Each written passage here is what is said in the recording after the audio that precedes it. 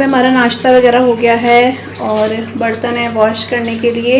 यहाँ पर मैंने वाटरमेलन रखा है भिगा के, इसको अच्छे से वॉश कर दिया, उसके बाद मैंने भिगा के रखा है। और ये कंटेनर है वही जिससे मिर्च का अचार बनाया था ना इंस्टेंट वाला, वो है ये। तो ये ख़त्म हो गया है, मैं इसको वॉश कर देती हूँ। और यहाँ पर है ये काले चने, इनको मैं सोच रही हूँ हल्का सा इसको बॉईल कर देती हूँ। आशिर को दे दूँगी प्याज टमाटर डाल के, तो इसको साइड में रख देती हूँ, इसको भी बॉईल करूँगी। और अभी किचन बिल्कुल साफ़ नहीं है, इन सब मुझे क्लीन करना है। ये काउंटर टॉप भी क्लीन करना है और गैस भी क्लीन करना है। तो इस पर स्प्रे वगैरह छिड़क देती हूँ, तब तक मैं जो बर्तन है वो वॉश कर देती हूँ।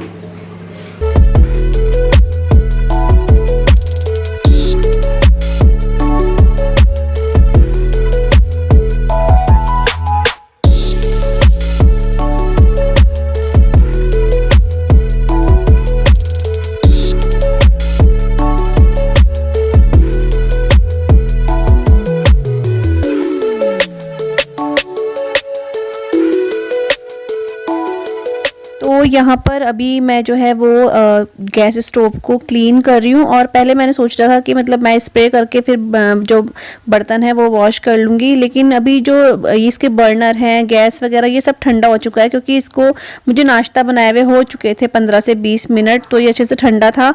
तो मैंने कहा चलो अभी इसमें स्प्रे कर दिया तो हाथों हाथ मैं गैस स्टोव भी साफ़ कर देती हूँ और पूरा काउंटर टॉप भी। और ये तो रोज़ का ही है, ऐसा नहीं कि आज मैं वीडियो बना रही हूँ तो आप लोगों को दिखा रही हूँ। रोज़ हमारा यही रूटीन होता है, नाश्ते के बाद गैस हमारी कम से कम 3 से 4 बार मतलब एक दिन में साफ़ होती है। एक तो ये नाश्ता करने के बाद, साथ में दिन में भी होती है लंच के बाद, उसके बाद होता है शाम को और फिर रात को तो होती है। और यहाँ पर टाइल्स वगैरह में भी हम हाथों हाथ ही साफ़ कर देते हैं, क्योंकि हाथों हाथ साफ़ करते रहो ना तो फिर साफ़ रहता है, अलग से सफाई करने की ज़रूरत नहीं पड़ती है। और इसके बाद मैं जो बर्तन है वो क्लीन करूँगी। तो बर्तन में जितना भी अभी जैसे खाना वगैरह रहता है ना, तो उसको साफ़ पानी से मतलब एक बार मैं हटा देती हूँ चलते हुए पानी में, और फिर बर्तन वॉश करती हूँ। इससे क्या होता है बार बार नल खोलने की ज़रूरत नहीं पड़ती है और सारे के सारे बर्तन एक बार में ही हम लोग मतलब मांज दे सकते हैं उसमें ना। तो यहाँ पर अभी बर्तन धो रही हूँ मैं।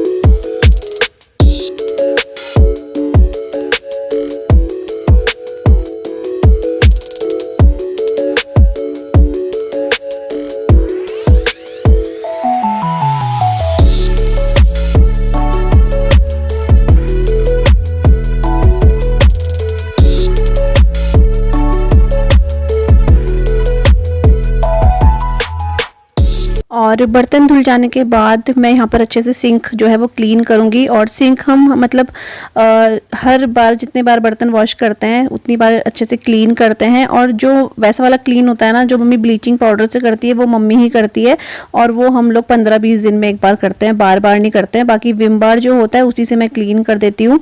और इसके आगे की और भी क्लिप्स थी जो मतलब करप्ट हो गई, पता नहीं कुछ हो गया। और यहाँ पर ना मेरे हाथ में एकदम से वो लग गया था जो ये सिंक है ना, तो चूड़ी सी क्रैक हो गई थी।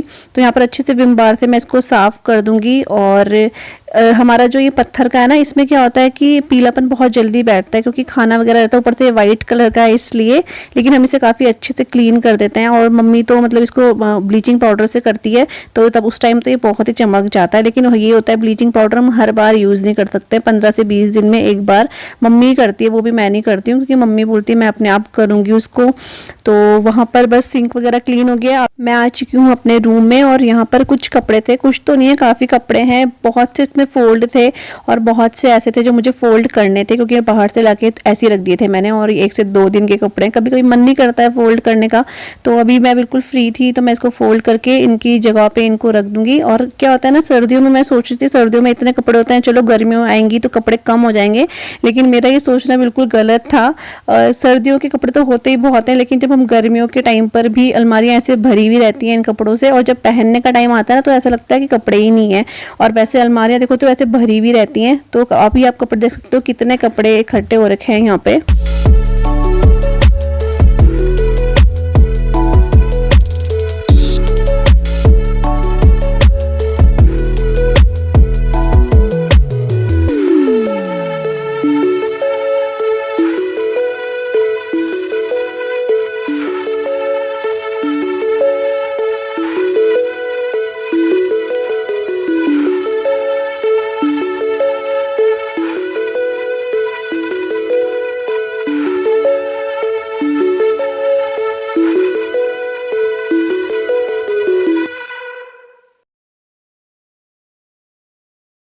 तो यहाँ पे चावल जो हैं भिगा के रखे हैं, तो मैंने इसको अच्छे से धो दिया था, उसके बाद इसके भिगा दिया है। आज हम लोग पतीले में, ये पीतल का पतीला है, इसमें हम लोग बना रहे हैं राइस, और साथ में यहाँ पर है दाल जो मम्मी ने बॉईल कर दी थी, और साथ में आपको इसमें कुछ ये दिख रहे होंगे, आप बोल रहे होंगे क्या है, नमकीन सेवई है ये। तो ये कोई ऐसी रेसिपी नहीं है जिसमें हम दाल में नमकीन सेवई ऐड करते हैं, ये मम्मी से बाय मिस्टेक हो गई है। एक्चुअली क्या है, जो सेवई का डिब्बा है ना, और जो अरहर की दाल का डिब्बा है, वो बाहर से सेम एक जैसा दिखता है, और कलर भी एक जैसा है सेवई का, वो ब्राउन से कलर की है। तो मम्मी से 2 बार ऐसी गलती हो गई थी। एक बार तो मम्मी ने डालते डालते रुक गई थी, एक बार आज मम्मी ने डाल ही दिया। तो आज हम लोग ये वाली दाल खाएंगे और फर्स्ट टाइम ट्राई करेंगे दाल के साथ सेवई का टेस्ट कैसा आता है। तो ये छोटी छोटी गलतियाँ हो जाती हैं अक्सर, तो कोई बात नहीं, हम लोगों ने खाना है, बाहर से कोई नहीं आ रहा है। तो बस चावल तो मम्मी चढ़ाएंगे, क्योंकि डेक में मतलब ये पतीले में चावल मम्मी को ही आते हैं चढ़ाने अच्छे से ना। मैं दाल जो है वो उसको तड़का लगा देती हूँ तब तक। और यहाँ पर मैं तड़का लगाने आई थी, जैसे कि को बोला था, और तड़का लगाते लगाते इसमें आग लग गई और मैं इतना डर गई थी।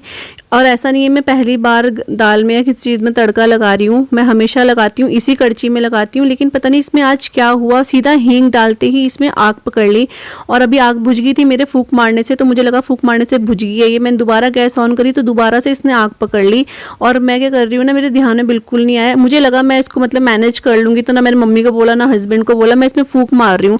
और जितना मैं इसमें फूंक मारती रही ना, ये उतना आग और ज़्यादा फैलने लगी। तो बस आप समझ सकते हो आग लगते लगते बची है, और मैं इतना घबरा गई थी। तो एक टाइम के लिए मैंने देखा कि नहीं हो जाएगा हो जाएगा, जब मुझे लगा मेरे बस की नहीं है तो मैं सीधा अपने हस्बैंड के पास गई, तो उन्होंने इसको थोड़ा सा कंट्रोल करा। अब दूसरी बार मैं जो तड़का है वो फिर से इसमें लगा रही हूँ, क्योंकि हमेशा मैं इसमें लगाती हूँ, पता नहीं वो आज क्या हो गया समझ नहीं आया। तो ये देखो, ये 2 डब्बे हैं, ये 2 डब्बे हैं, और इसमें है सेवई और इसमें है अरहर की दाल, और ये दोनों सेम लगता है ना। तो मम्मी ने एक दिन पहले भी गलती से डाला ही था, उस दिन डालने वाली थी लेकिन वो रह गया, लेकिन आज मम्मी क्या से डल गया। तो इस वजह से मैं इसको क्या कर रही हूँ, दाल को रख रही हूँ उधर और सेवई को अलग रख रही हूँ, क्योंकि कभी कभी मम्मी भी चढ़ाती है ना, फिर कंफ्यूजन हो जाता है। आज हम लोग जो पतीले में बना रहे हैं चावल, क्योंकि पापा का थोड़ा सा शुगर ना हाई हो रहा है, तो 1-2 दिन से हो रहा है, और आज तो कुछ ज़्यादा ही हो रखा था। तो फिर मांड निकाल के बनाओ, थोड़ा बोलते हैं कंट्रोल में रहता है। पता नहीं क्यों पापा का बहुत ज़्यादा ही बढ़ रखा है, मतलब मैं कितना बताऊँ, ज़्यादा ही हो रखा है ना। 4 बार सुबह से मैंने चेक कर दिया, पापा का शुगर बहुत ज़्यादा। पापा मतलब हाँ, चावल नहीं छोड़ते ना पापा, क्या करें। और पहाड़ियों का वही, चावल के बिना तो ऐसा लगता है कुछ खाया ही नहीं है खाना। तो मम्मी फिर इसमें थोड़ा सा मांड वगैरह निकाल के तब बना रही हैं, ताकि थोड़ा असर तो कम हो। और आज बहुत मतलब मन खराब ही आप समझ सकते हो कि मन आज बहुत ख़राब है, लेकिन थोड़ा अपने मन को लगाने के लिए मैं सोच रही हूँ ब्लॉग बनाती हूँ, कि फिर मन थोड़ा उधर ही भटकता रहता है। तो बस ऐसी आजकल कॉलोनी में पता नहीं क्या हो रहा है, कुछ समझ नहीं आ रहा है। तो हेलो, नमस्कार प्यारे प्यारे बच्चों को मेरा ढेर सारा प्यार और बहुत बहुत आशीर्वाद। और हम लोग ठीक ही ऐसे मेरे पास से, पर माहौल इतना ख़राब हो रखा है कि क्या बताएं, मन ख़राब हो रहा है। जब तक एक चीज़ से मतलब मन नहीं हटा तो दूसरी चीज़ हो जा रही है, ऐसा माहौल होता है। तो बस अभी आई कहीं मम्मी मिलो, मम्मी मन तो मेरा ऐसा हो रहा है क्या मिलूँ ना, तो मम्मी को बोला चलो मम्मी मिल लो, थोड़ा सा मन ना थोड़ा वो हो जाता है, क्योंकि ध्यान एक ही जगह पे रहता है ना। तो बहुत दुख हो रहा है, पता नहीं क्या हो रहा है। ऐसे कॉलोनी में भी आग लग रखी, पता नहीं क्या हो रहा है। तो यहीं पे बिल्कुल हमारे सामने थापा जी रहते हैं, तो उनकी मतलब है बहू, वो तो बेचारे गुजर गए अभी 3-1 साल में, सास उनकी गुजरी थी, पहले ससुर जी गुजरे। तो अचानक तबीयत तो हल्की फुल्की थी, ठीक हो गई थी। तो कल को पता चला शायद रात को तबीयत खराब हुई बेचारी की ना, तो हॉस्पिटल गए, 3 बजे डेथ हो गई। तो इतना धक्का लगा सुना, तो बहुत ही मन मतलब ऐसा हो रहा है कि क्या, ऐसे भी नहीं है ना, जवान मतलब जवान लड़की ना, बच्चे छोटे हैं, कभी इंटर का दिया है, एक छोटा है।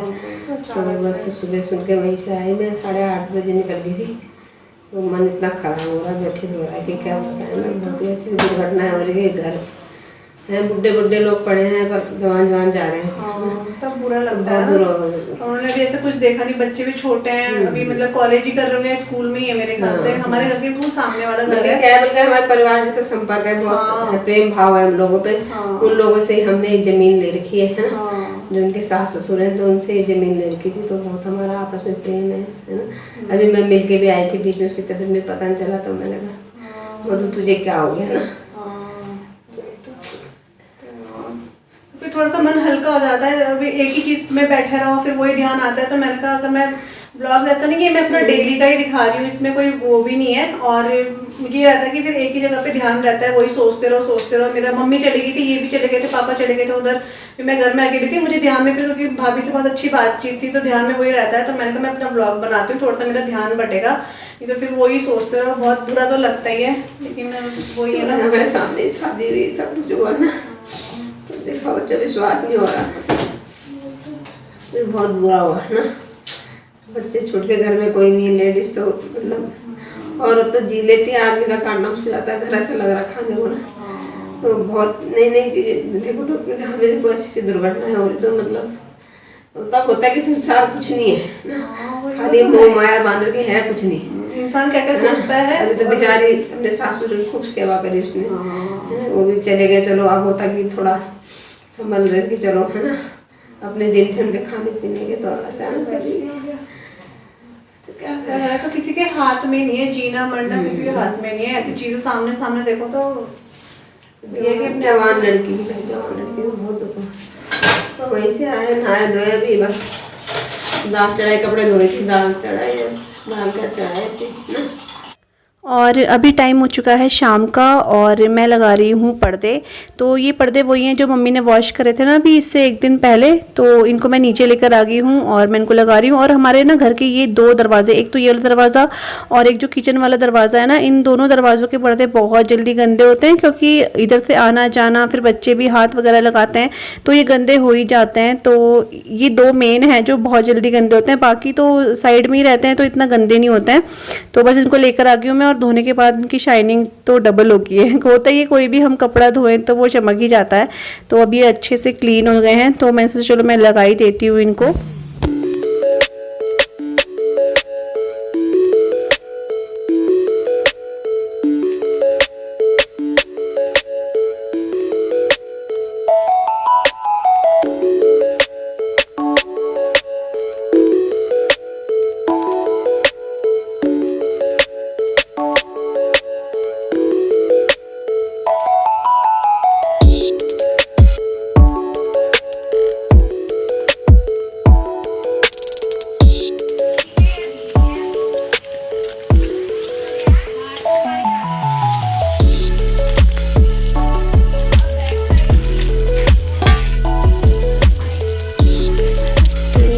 ये देखिए हमारी क्यारी में लग रही है छोटी छोटी सी भिंडी, एक इधर भी लग रही है। तो जो छोटी छोटी है ना मैं सारी तोड़ देती हूँ और इनको फ्रिज में रख देंगे। और ये कितनी प्यारी लग रही है ना, तो तोड़ देते हैं। अभी मुलायम है, फिर ये हार्ड हो जाती हैं। तो ये देखो भिंडी बिल्कुल फ्रेश।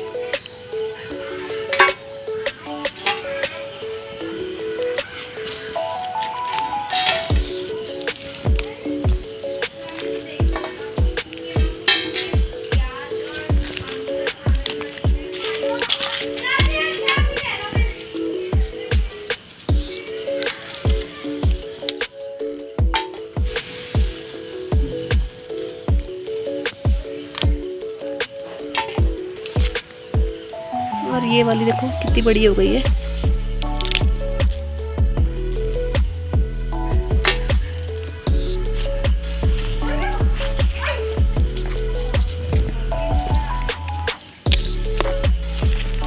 यहाँ पे देखो कितनी बड़ी भिंडी लगी है, ये देखो।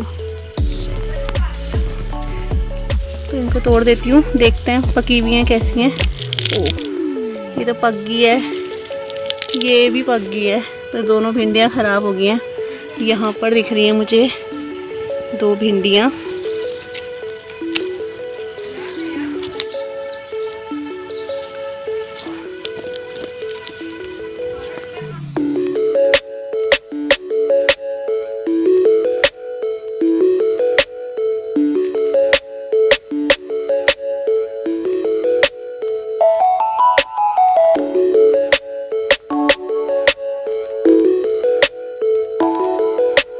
अभी अभी टाइम हो गया है 6:30 बजे का शाम का, और आज ना बहुत ज़्यादा गर्मी लग रही है, पता नहीं क्यों हो रहा है, आज बहुत ज़्यादा गर्म हो रहा है। और मैं गई थी अभी अपने किचन गार्डन में क्यारी में, तो वहाँ से मैं लेकर आई हूँ फ्रेश भिंडी, और इतनी सारी भिंडियाँ और हैं वहाँ पर, लेकिन वो बहुत बड़ी बड़ी हो गई हैं और वो पक गई है, तो उससे तो सब्ज़ी बनेगी नहीं।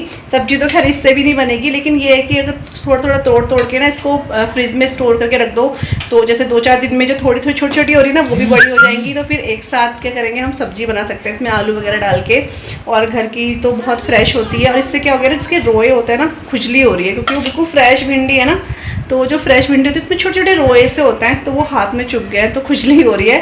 तो अभी मैं कड़वा तेल लगाऊंगी, और 2-4 मैं हरी मिर्च लेकर आई हूँ। हरी मिर्च अभी इतनी हो नहीं रही है, सिर्फ पौधे तो बड़े हो गए, मिर्च लेकिन अभी थोड़ी कम है, तो 2-4 मैं लेकर आई हूँ। और अभी मैं बना रही हूँ वो जो मैंने आपको कल बताया था ना, तो कल मैं अपना वीडियो कंटिन्यू नहीं कर पाई थी, तो आज मैं बना रही हूँ मिर्च का ठेचा बोलते हैं उसको, मैंने अब देखे वो रेसिपी, तो उसको ठेचा बोलते हैं मिर्च का, तो वो बनाने जा रही हूँ मैं। तो उसके लिए मैंने मूंगफली वगैरह पहले से ही मंगा रखी थी, तो उसको आज आप लोगों के साथ शेयर करती हूँ। हरी मिर्च का ठेचा बनाने के लिए मैंने ये मिर्च जो है इनको अच्छे से वॉश कर लिया था, बहुत अच्छे से सुखा लिया है, इसमें बिल्कुल भी पानी नहीं है, और इनको मैं बिल्कुल बारीक बारीक कट कर रही हूँ। इसके डंठल निकाल दिए मैंने, और बहुत बारीक नहीं, मतलब ठीक ठीक, बहुत बारीक भी नहीं, क्योंकि हमें इसको बिल्कुल पेस्ट नहीं बनाना है, इस वजह से इसको बहुत बारीक नहीं करना है। तो ये सारी की सारी जितनी मिर्च थी, मिर्च कम थी तो मैं थोड़ा कम का ही बना रही हूँ। और एक तरफ मैंने मिर्च कट कर दी है, और यहाँ पर मैं जो कच्ची वाली मूंगफली होती है ना, उसको मैं हल्का सा रोस्ट कर लूँगी, मतलब वो क्रंची सी हो जाए ना, तब तक इसको रोस्ट करना है। और रोस्ट करने के बाद इनके जो छिलके हैं उनको निकाल देना है। कुछ छिलके ऐसे होते हैं जो निकलते ही नहीं है, तो कोई बात नहीं, उसको ऐसे भी यूज़ कर सकते हैं। तो यहाँ पर जो मूंगफली है वो अच्छे से रोस्ट हो गई है, उसको मैंने साइड में निकाल लिया है। और सेम पैन में मैंने लिया है सरसों का तेल, सरसों के तेल में ये बहुत अच्छा लगता है, तो सरसों का तेल लिया है, उसमें मैंने डाल दिया है लहसुन। तो जितनी मिर्चें हैं उसके हिसाब से मैं लहसुन इसमें डाल रही हूँ, अगर मिर्चें ज़्यादा होती तो मैं लहसुन ज़्यादा डालती, तो मिर्चें कम है इसलिए लहसुन भी मैंने कम ही ऐड करा है। और इसके साथ ही यहाँ पर ना मुझे जीरा भी ऐड करना था, पहले मुझे जीरा ही डालना था, लेकिन मेरे ध्यान से उतर गया बिल्कुल, तो मैंने सीधा लहसुन डाल दिया। उसके बाद मैंने इसमें ऐड कर दिया है वही कटी हरी मिर्चें, और फिर मुझे याद आया कि बगल में बिल्कुल सामने रखा हुआ था जीरा, जो मैं भूल गई थी, तो इसको पहले हल्का सा फ्राई कर लूँगी मैं, और साइड में ही यहीं पर मैं जीरा भी डाल दूँगी। तो वो जीरा बहुत अच्छे से पक गया था। तो ये ना थोड़ी थोड़ी गलती तो नहीं बोलेंगे, हम लोग कभी कभी भूल जाते हैं, ऐसा जाता है सामने रखी हुई चीज़ ही भूल जाते हैं। तो मैंने यहाँ पर जीरा ऐड कर दिया है, अच्छे से इसको भून लूँगी साइड में ही। और जो ये हरी मिर्च है ना, इसको मैंने 3 से 4 मिनट के लिए भुना है। इसके ऊपर देखो आप स्पॉट आ गए हैं वाइट से, तो ये हो चुका है। इसके बाद जो भुनी हुई मूंगफलियाँ थी वो मैंने इसमें ऐड कर दी है, और अब सिर्फ इसको 2 से 3 मिनट के लिए अच्छे से पकाना है नमक डाल के। तो नमक इसमें कुछ थोड़ा सा ज़्यादा जाता है क्योंकि मिर्च तीखी है इस वजह से। और ये रेसिपी आप लोगों को बहुत पसंद आएगी, मुझे बहुत पसंद आई ये वाली रेसिपी, घर में सबको बहुत अच्छी लगी है। और बस ये मैंने अच्छे से मिक्स कर दिया है, इसको ठंडा कर दिया है। हल्का सा ठंडा होने के बाद इसको मैं जो ये सिलबट्टा होता है ना, इसमें अच्छे से इसको मतलब ठेच रही हूँ मैं, इसको पीसेंगे भी नहीं, अगर आप चाहो तो चटनी की तरह इसको पीस सकते हो, लेकिन दरदरा, मैं इसको चटनी की तरह पीसूंगी लेकिन दरदरा, ताकि मूंगफली और मिर्च लहसुन ये सब मुंह में आए खाते हुए, तो टेस्ट बहुत अच्छा आता है। तो यहाँ पर इस तरह से मैं पीस रही हूँ। इसको ईमान दस्ता जो होता है ना, उसमें भी कूट सकता है, मेरे पास वो है लेकिन वो ना लकड़ी का है, तो उसमें अच्छे से कूट नहीं रहा था ये, तो मैंने इसको सिलबट्टे में पीस दिया है। मतलब पीसना तो नहीं बोलेंगे, इसको थेचना बोलेंगे। और यहाँ पर देखो ये वाले मैंने ले लिए हैं, तो सबको ऐसे करके बिल्कुल बारीक ना करते हुए इसको दरदरा सा ऐसे करके, और बस। तो ये जो ठेचा है इसको ये बन चुका है। इसमें अगर आपको थोड़ा सा खट्टापन चाहिए तो आप लोग आमचूर या फिर सिरका या फिर कुछ भी नींबू वगैरह ऐड कर सकते हो, लेकिन मैं जो ट्रेडिशनल महाराष्ट्र मुझे बताई थी संजना ने, सेम वैसी मैंने बनाया। इसमें कोई मीठा बोली, इसमें कुछ भी खट्टा मैंने ऐड नहीं करा है। और ये जो ठेचा है बनके बिल्कुल तैयार हो गया है। ये ज़्यादा मैं मतलब अपना पर्सनल एक्सपीरियंस बता रही हूँ, मुझे ये ज़्यादा पराठे वगैरह के साथ ज़्यादा अच्छा लगा कंपेयर टू मतलब चावल दाल इसके साथ ना, तो मुझे पराठे के साथ बहुत टेस्टी लगा। तो thank you so much Sanjana, इतनी अच्छी रेसिपी शेयर करने के लिए मेरे साथ, थैंक यू। तो मेरा वीडियो यहीं तक था, नए वीडियो के साथ मिलूंगी आप सबसे, तब तक के लिए bye bye and take care, bye.